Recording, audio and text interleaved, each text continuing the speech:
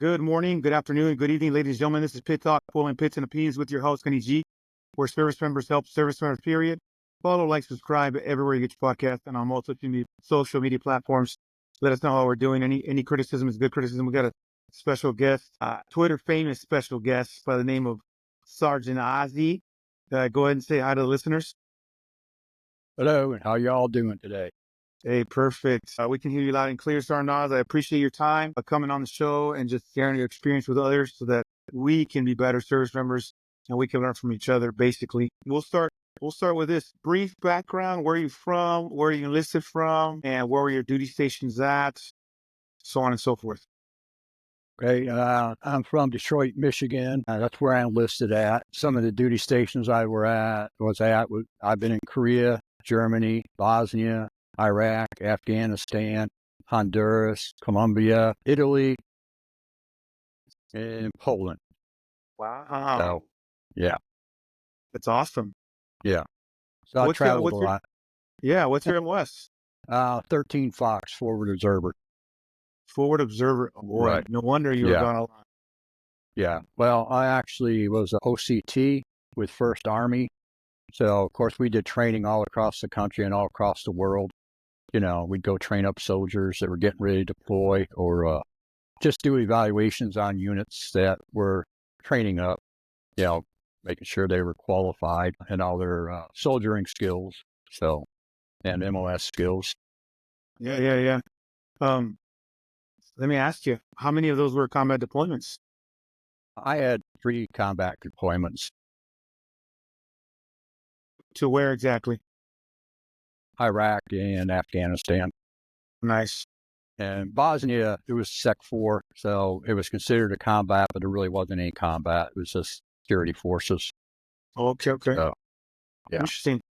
That's crazy. Well, thank you for your service, Sergeant. I appreciate it. Thank you. How long was your service for? 28 years and 6 months. So I started in the Air Force. I was in the Air Force for 8.5 years.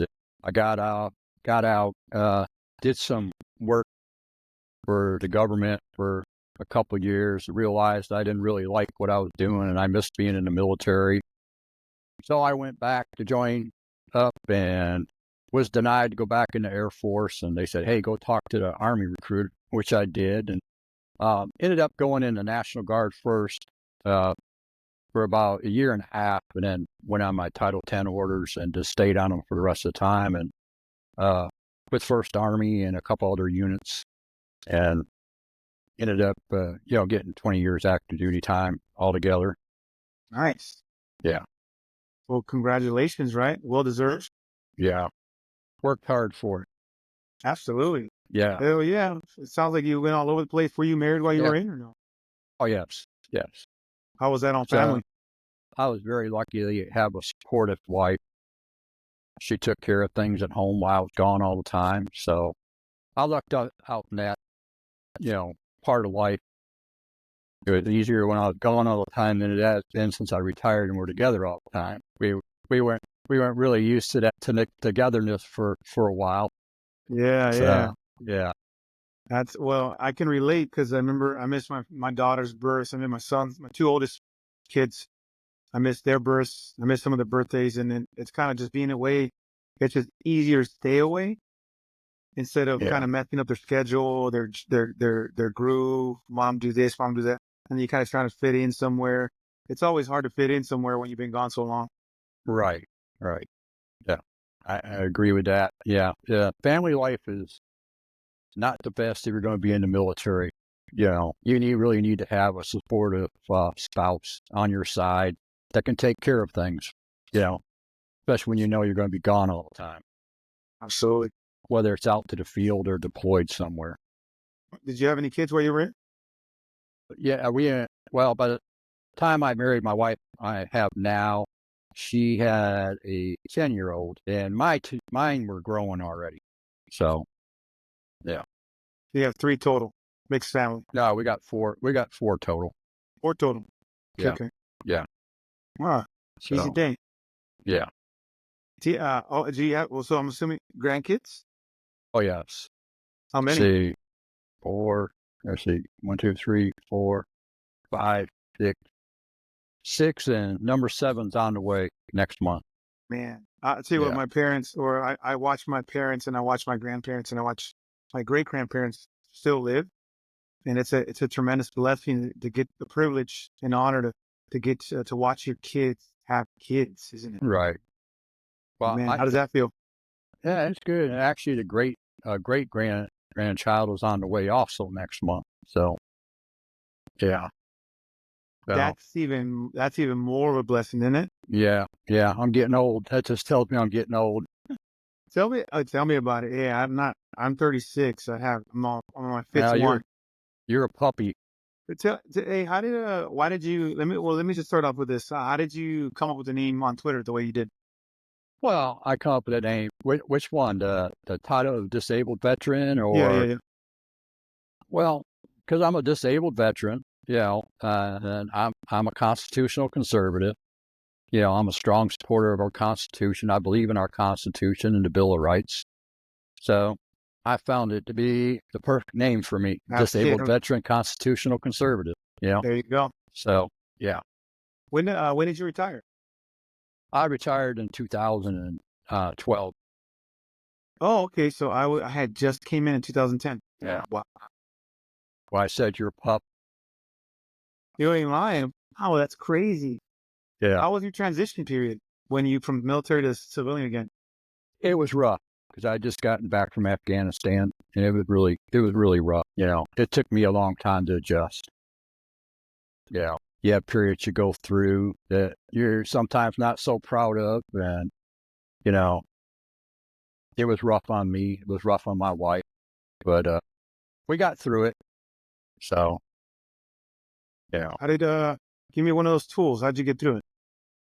counseling, talking to other soldiers, other military members that were experiencing the same thing, talking to them, saying, so what are you doing about this? I know, you were there, you were either there with me, or, what's going on. How are you handling this?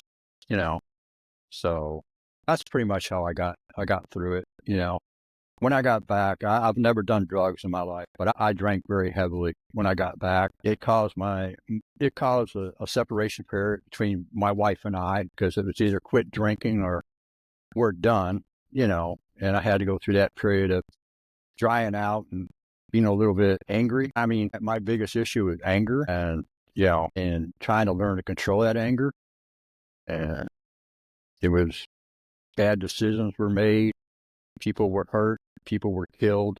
Right decision, wrong time. Just caused a lot of anger in me. That was the last deployment in Afghanistan. Making a decision that got somebody killed, that really affected me for a long time. It still does. Yeah. It's not, I don't think I'll ever get over it, but it was the right decision. And it just, happened to be a misfortune for the Yeah. service member that lost his life. Yeah. Sorry to hear So, that. yeah. I tell you what, I hear time and space over. They took a couple of my buddies, a little older than me, couple of my mentors. They say time and space over love heals all. Right. It seems like you need a lot of.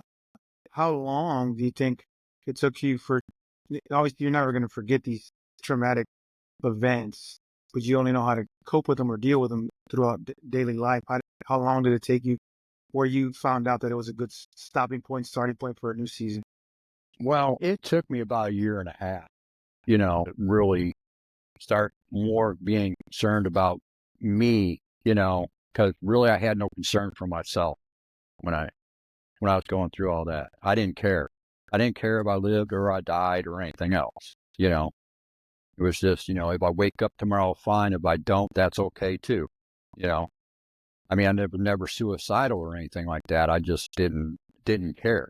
You know, I didn't care about me. I didn't care about anybody around me. I didn't care about anything, anywhere or any place. You know, it was solely, you know, let's get drunk and just see how it goes. So, yeah. So, Interesting. Yeah, well, yeah. it's a good thing that you're here, because if not, I wouldn't be talking to you today, huh? Yeah, that's true. Yeah, everything Yeah, happens for a reason. that's right. So I made it through 12 years. So I think I'm doing all right. You know, Absolutely. Yeah, for sure. I really didn't think I would be here right now at this time. I didn't. And I'm just so fortunate, like how I said, God is good, and it was for the Lord. And there's situations where I should have been dead. And I just feel like, God saved me. And just the way that it is. I just, not a highly religious person or anything like that. I don't go around preaching. I just have my own comfort knowing that I have faith in God and in Jesus, and that I should be, that I'm okay because of that. Yeah, So, yeah, absolutely. I'll tell yeah, you what, Ozzy, that's rough. I mean, I've never yeah, been much of a drinker, but what's one of the things that obviously alcohol is a, short-term kind of thing, short-term band-aid, the problem's still there tomorrow. What can you tell the listeners, right? Because the demographics are from 18 to 27. And I would bet a check on it that some of them are big drinkers, right? And they use right, drinking as an outlet. right. Tell them a better tool than Better drinking. tool, Yeah. talking Talking. to somebody, getting involved in something. I took up golf, which has helped me tremendously. If you are a veteran and you don't golf, but you want to, there's a veteran golf association. You can join that. You play in tournaments with all veterans all over the country, anywhere, any state. And there's a lot of, I know Germany and I want to say Kuwait or Saudi Arabia, one or the other, has started up somewhere over there, Qatar. There we go. Has started up a Veterans Golf Association there also. So, because there's, I guess, enough veterans living over there, they can do that. Nice. So, yeah, spending time with other veterans is really the best thing I can recommend to anybody, Hmm. especially anybody that's having any problems, and talking to them and letting them know what they're going through, you know, because if you don't talk about it, it just gets worse. Can you agree with me when I say the analogy of kind of a balloon? This kind of fills up, and then something bad happens and it kind of pops. Yes, I can agree with that. Mm. 100%. Yeah. Yeah. Is that your relatable Fortunately, statement? fortunately, I never got to the pop part. See, yeah, It filled up a lot, but I got it stopped before it popped. good. Decompress. Absolutely. We're kind of jumping around. We're kind of going from the ending to the beginning, but the pop is the suicide. The pop is Right. the taking that step forward in probably the Right. wrong direction. And Right. we Exactly. all need we all need to decompress somehow, some way. You already mentioned we need to communicate. We need to talk about it or surround yourself around service Right. members. But for the ones, Don't, yeah. Don't ever think there's not somebody out there willing to listen, because hmm, I guarantee you there's a veteran sitting there saying, after another veteran's committed suicide, I wish he would have talked to me. I hmm, wish he would have called me. My thing is, I check with my former soldiers. You know, I call them, I text them, I message them on Facebook, check on them, make sure, hey, are you all right? You doing okay? Do you need hmm, anything? And it starts with us as veterans taking care of each other, because if we don't look out for each other, nobody's going to look out for us. yeah, that's crazy. That's true. Yeah, This community is different. It's a different community, and right, I'm privileged to be part of active duty. And then once I transition out, years from now, but it's right, rough. It's rough. right. It is.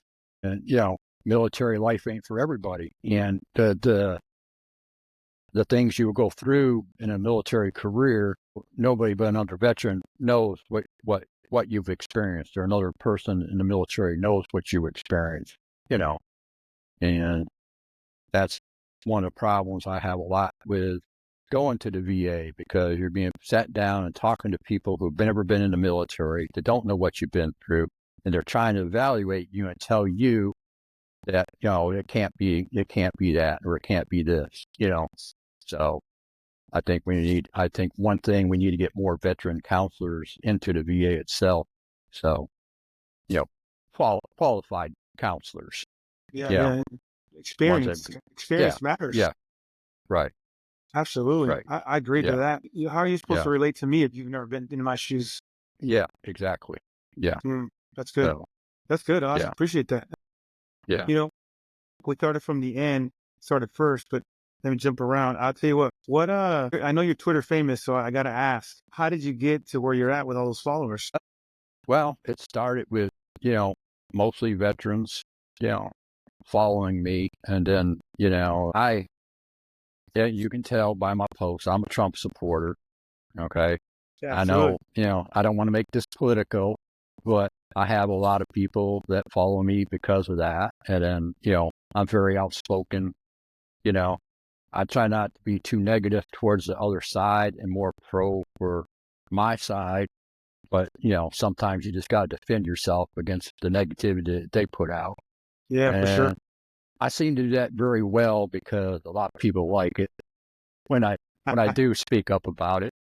It's, you know, it's been a long, I started it in the Twitter and, X now in 2009. I really didn't say too much on it. Yeah, I really didn't get a following until about probably the last 3 to 4 years. When it does come, it's like right now I got like 11,000 within a couple days, and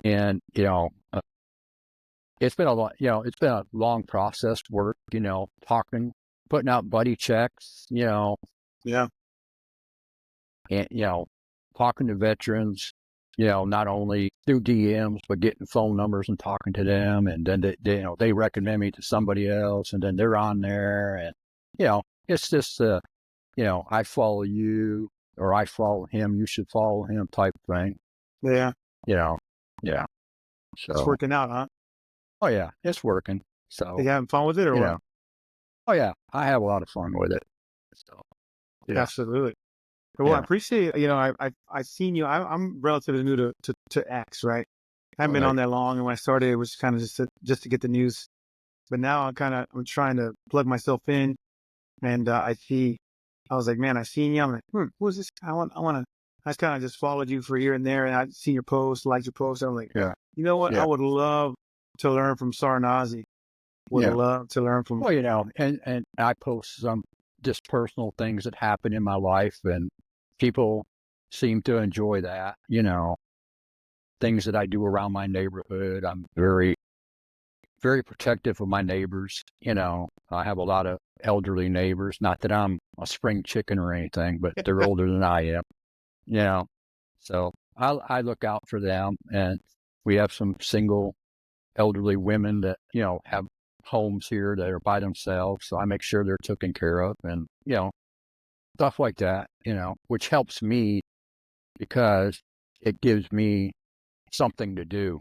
You know, Yeah, make sure, because you get so used to, hey, I got to take care of my soldiers. I got to take care of my soldiers. I got to take care of my soldiers.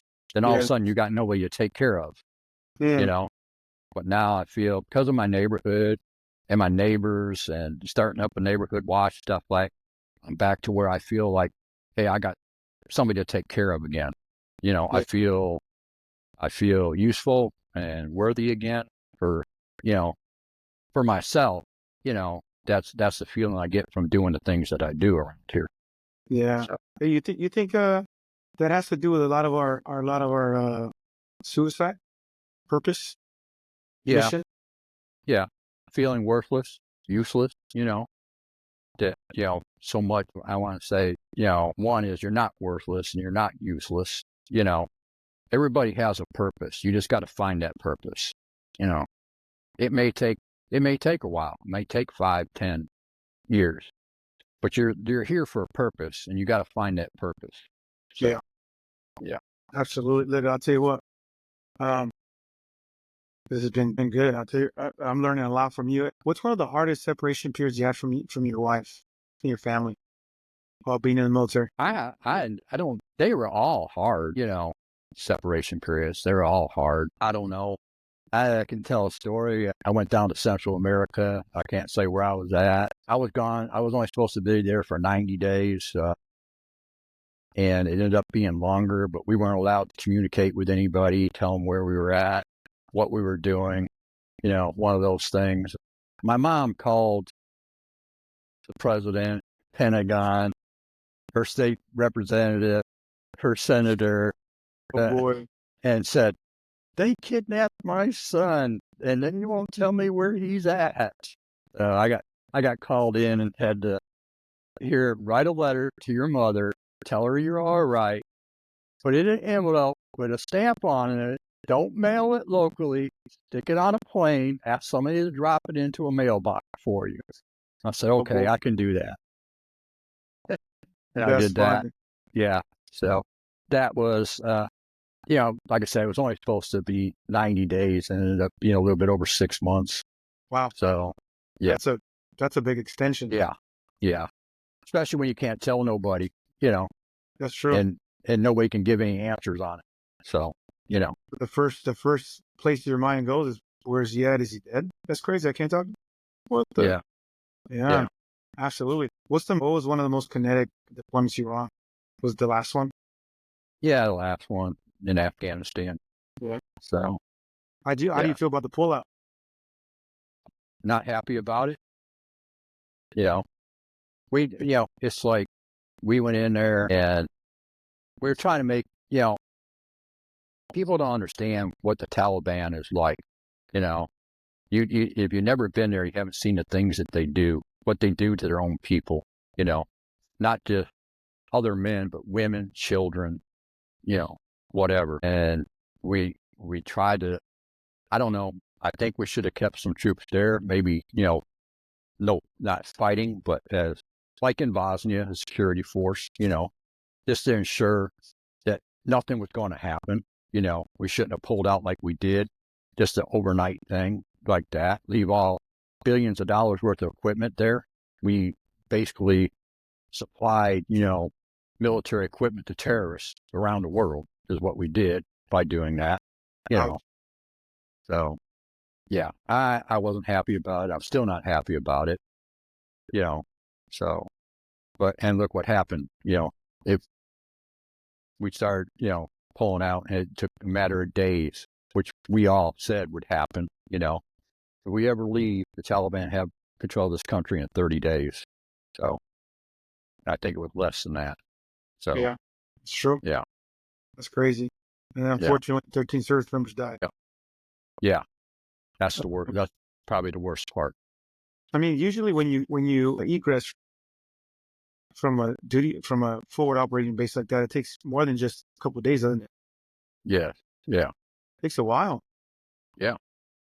Yeah. You got to do it in increments. You can't do it all at once. Yeah. I heard that one of the general's advice to the president was it would be cheaper to leave it there. How do you feel about that? All the equipment.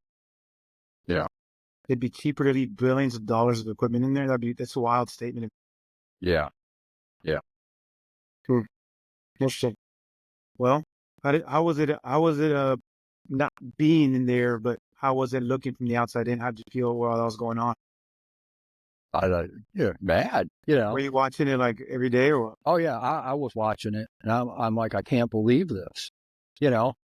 Why do we have, it's like anywhere we go. Why do we have people there dying, and then we do stuff like this?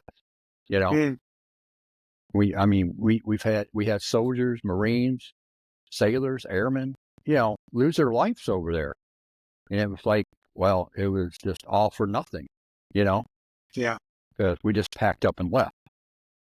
I mean, I'm not the type of person that thinks we should have been there forever, but, until it was stabilized enough, I think we should have had somebody there. Yeah. Yeah. That's good. Until it was stabilized, we should have had somebody there. That's a good point. It makes sense. Yeah. But basic sense, not common sense anymore, right? Right. Hey, let's talk to the youngster. I know your time's precious. You're not getting paid for this. You're just taking your time on it, and I appreciate your time. I really do. It's an honor and a privilege to speak to a veteran, especially with your caliber, your experience, where you've been at. How did talk about adversity and talk about resilience? Give me a story. Give the listeners a story about adversity. I know that you mentioned it earlier about your last deployment to Afghanistan, but outside of that one, what's one that really hits home outside of that created adversity with you and your family, and then how were you resilient from it? Well, like I said, I mentioned it earlier when, the adversity, living in we lived in, I want to say, austere environments, no basic necessities, relying on people to send us stuff, not only in Afghanistan or Iraq or Bosnia, but other places in the world, where we've been that, if it wasn't for the American people, how sending those, care packages and stuff, it would have been a lot worse. I kind of trying to think how to answer your question, but, I mean, everything was, I don't know, everything, every deployment I ever went on was hard, nothing was ever easy, because you got to say goodbyes, that, and, getting to new places, not knowing a language, having to work with foreign troops, overcoming it, trying to learn some of their language, talk to, so you can talk to them, communicate, I learned some Spanish, I learned some Korean, I learned some Tagalog, I learned a little bit of Japanese and some German, and, Wow. so, yeah, just enough to, hey, I can get my point across, Yeah. of course, that's the way I wanted to overcome things, being able to communicate, because, they always say shoot, move, and communicate. Well, you can't shoot and move, you can't communicate. That's good. Yeah. That's good. That's good. Hey, I'll tell you what. Give these young bucks some good thick skin advice. Your experience is way different than my experience. I'll tell you that. Right. Yeah. I had the latter end of deployment to Afghanistan, which all the aggression from the Taliban. It was a lot of indirect fire at that point. There was no one head to head kind of kinetic conflicts and anything like that. It was more indirect. I was in Bagram and I got to be in Camp Shank a little bit. Just give us some advice for some thick skin, like, hey, your experience made you who you are. Suck it up, kind of thing. You know what I mean? Yeah. Well, one, you're going to be in the military, you got to have thick skin because you're going to take a lot of crap from people. It starts early, and don't think just because you get rank, it's going to get any better, because then you just catch crap from people that are higher up. Yeah. More responsibility, the more crap you get, but just be tough, learn your skills, be proficient, take care of each other, always have each other's back, that to me, that to the younger people, that's the biggest thing. Always have each other's back, no matter what, I always said, in the military that I was in, I don't know, they say there was racism. I didn't see it. It didn't matter. We were all one color, green. That was it. Yeah. And that's what you need to be. One color, green. That's it. Or blue if you're in the Air Force or whatever the Navy wears. Green, blue, gray, something. They got multiple uniforms they wear. Never know what they're going to have on. Sleeves Not up, face knocking down. them. Yeah, not knocking I them. work with them every day. Yeah. Well, I worked with a lot of them. I was in Kuwait for a while. I forgot Kuwait. I was in Kuwait. Actually built Ali Lean there. Wow. I was pulled. Yeah, I was kind of pulled and said, look, they're having problems over here. Go take care of it. I said, that sounds like something for an engineer. Okay, you're an engineer now. I said, no, I'm not. Yes, you are. Go take care of it. So got them on track on building that, getting it finished. So have you ever been through Ali Lean and stayed in the tents? Myself and a lot of my soldiers put all those tents up for you guys coming through there. Yeah. So crazy. Yeah. Good times. Yeah. Hot. Real hot. That's true. It is hot over there. Yeah. I got there at 2 a.m, transitioning from there went to, I think, going from Kuwait to Qatar and then Qatar to Bagram. Yeah. But it was cool. They had a little shopette, 24-hour shopette. You just scan your ID for the military and get like 2 subs. It was dope. It was amazing. Little transition period, like 6 hours. It was nice. Yeah. I enjoyed it, but it was sticky. It was nasty. Yeah. You got off the plane, you started sweating. Yeah. Unfortunately, that was heat with humidity there. It says as the desert is dry, I recommend go to Kuwait and you'll see that it's not. Yeah, that's fine. Facts. Facts, Ozzy. Yeah. Oh man, that's awesome. This has been my pleasure for sure. I don't know what you got going on today, but I hope that this is one of your highlights. I hope that you had fun with this. So I'm having fun learning from you. We got one more question for you. Okay. You hit the thick skin, you hit the suicide, you hit the tools for your tool bag. From the outside looking in, do you think that we're in a good position as America? Do you think we're in a good position as a military? I wholeheartedly believe we show America's, the world's prestigious fighting force, right? I'm biased to the Marine Corps, but from the outside looking in. From the outside looking in now, one, Marine Corps is set. I just said, like I said, I don't know if you've seen it. I had a granddaughter joined the Marine Corps. I have a grandson. I have a grandson that's in the Marine Corps. I tell people, you're going to go in the military right now, go in the Marine Corps, because I don't like the policies that are going on in other branches. Wow. Yeah. The Marine Corps hasn't fallen to the woke like the other branches have. So I will say, here's what I'll say. Black and white has always been pushed, but the culture remains. Right. Well, I have a lot of respect for Marines, and soldiers and airmen and sailors and all of them. I have a lot of respect for them. It's not them that I don't agree with. It's the people that are running it now that I don't agree with. I think they brought our capabilities down. They're hurting our country. We're not as strong as we used to be. If we ever got put in a place where, fighting a two-faced war or three-faced war, I don't think we could handle it right now. That's my personal opinion, though. Wow. Okay. Fair. That's fair. I don't think we're as prepared as we were 4 years ago, and hopefully that gets rectified here soon. We're in some historic moments this end of the year. Yeah, we are. We'll see, right? China's at the forefront. And if you don't notice this shirt, I got this from Marine Corps Recruit Depot in San Diego. I read. Don't tread on me. Yeah, don't tread on me, 1776. So I like that. Hey, you're an Army dog, but you're a Marine. Yeah. You're a Marine. Yeah. Hard.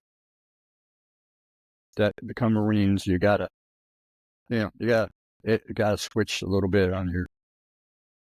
Hell yeah. Yeah. Ozzy, I like you already. I like you so much more now. It's like I'm from Michigan. The daughter went to the University of Louisville. So I became a University of Louisville fan, and yeah, that makes sense. Yeah. That's Ozzy. Look, I'll tell you what, it's been an honor and a privilege to talk to you, learn from you, use your experience so that young service members can excel and move forward and be a better warfighter overall. I do appreciate you giving kudos to the Marine Corps, Everett. I'm all about it. If somebody wants to know more about you, get a hold of you, where can they reach you? Basically, like I said, if they're a veteran and they need to talk to me, just go on to X and, look up disabled veteran, constitutional conservative, shoot me a DM. If you need to talk, we can talk on there. If you need a phone call, I can make a phone call. If you need somebody and you're within the day, hey, I have no problem traveling a day to be with somebody that thinks they're going to do something wrong. I read. Yeah. That's what's up. So I've done it before and I'll do it again. So, where'd you retire at? I retired at Fort Knox in Kentucky. Fort Knox? Yeah. Kentucky, sir? Yeah. Nice. Yeah. Nice. Well, congratulations on retirement. Congratulations on your service. You're in a better spot now. Hey, I have you in my electronic Rolodex. I know you know what a regular Rolodex is. Right. I have an electronic Rolodex, so I have you put in now. So if you ever need anything from me, you know where to reach me at. I appreciate your time. The listeners are going to appreciate your experience. Ladies and gentlemen, this is Pit Talk, pulling pits and opinions with your hosts, Gunny G and Sarn Ozzy, where service members help service members, period. Follow, like, subscribe everywhere you get your podcast and on all social media platforms. That's all we're doing. Ladies and gentlemen, we out. Sarn Ozzy. Didn't catch that last bit there. Oh, you're Thanks, good. man. Well, thanks for having me on. Anytime, Absolutely. Brother. Okay. All right. If you have anybody else that would love to come on and share their story, their experience, shoot them my way. I'm all for it. Okay. I'll do that. All right, Oz. Thanks. All right. You have a good day, man. You too. Thank you. Bye-bye. All right. Bye.